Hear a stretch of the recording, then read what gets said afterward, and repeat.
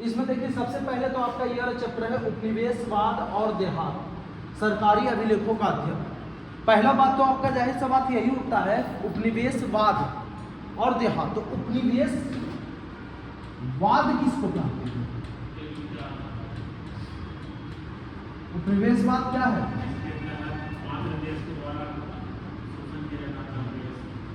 उपनिवेशवाद क्या है? वही एक विचारधारा है, एक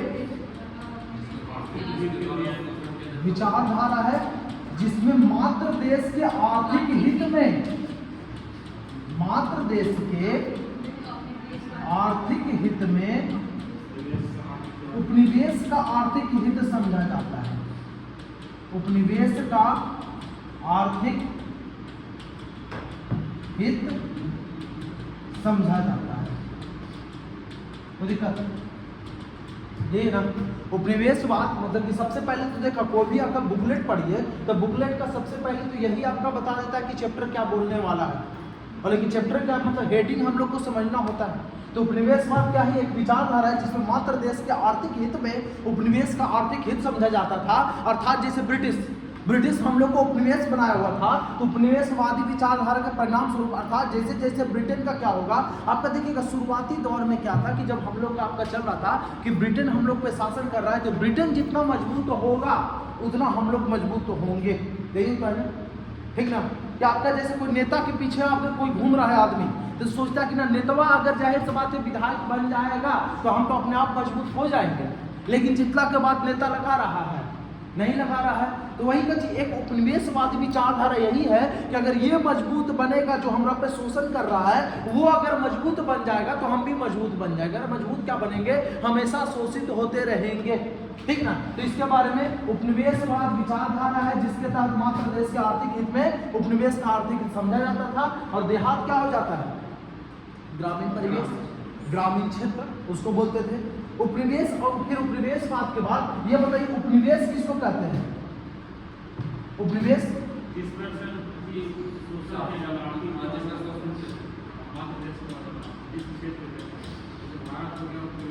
ये भारत हो गया उपनिवेश। उपनिवेश आपका क्या हो गया कि किसी भौगोलिक क्षेत्र में प्रत्यक्ष या अप्रत्यक्ष रूप में क्या किया जाए? आपका आर्थिक दोहन किया जाए। किसी भौगोलिक क्षेत्र में नियंत्रण स्थापित कर, नियंत्रण स्थापित कर प्रत्यक्ष या अप्रत्यक्ष रूप में शोषण किया जाए,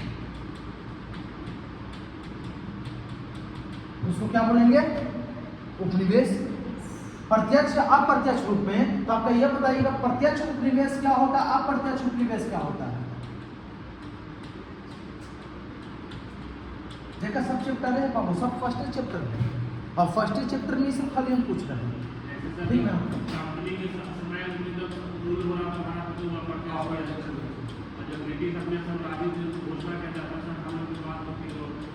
अप्रत्यक्ष उपनिवेश हो गया। प्रत्यक्ष उपनिवेश क्या होता है?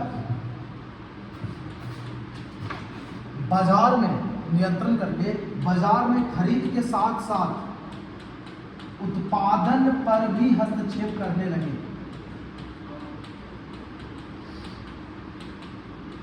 यह हो जाएगा प्रत्यक्ष उपनिवेश। मतलब जब खेती उती प्रशासन शासन सब जब चाहे सब आते हस्तक्षेप करने लगे तो इसको बोलेंगे प्रत्यक्ष उपनिवेश। लेकिन आपका अप्रत्यक्ष उपनिवेश में बोलते हैं कि जाहिर सी बात है क्या करना कि खरीद पर, मतलब कि जाहिर से क्या करना कि सामग्रियों की खरीदी कर मुनाफा अर्जित करना, मतलब सामग्रियों पर सामग्रियों के बिक्री या खरीद फरोख्त पर क्या करना? हस्तक्षेप करना, उसको क्या बोलेंगे? अप्रत्यक्ष उपनिवेश। कोई कर अगर देखा जाए तो अभी हम लोग प्रत्यक्ष उपनिवेश में भले ना, लेकिन अप्रत्यक्ष उपनिवेश अभी भी हम लोग बने हुए हैं।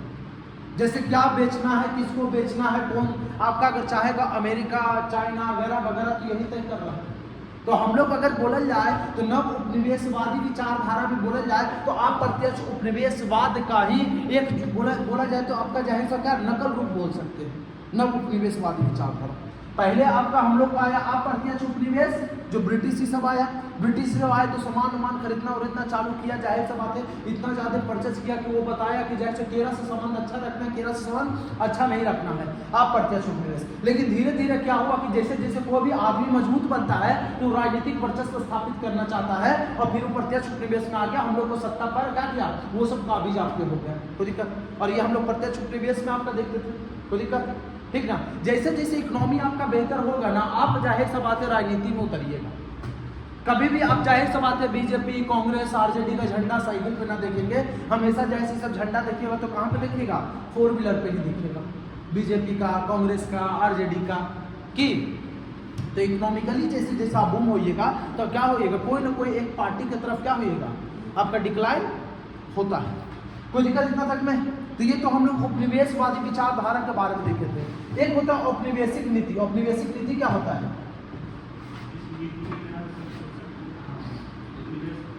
औपनिवेशिक नीति क्या होता है?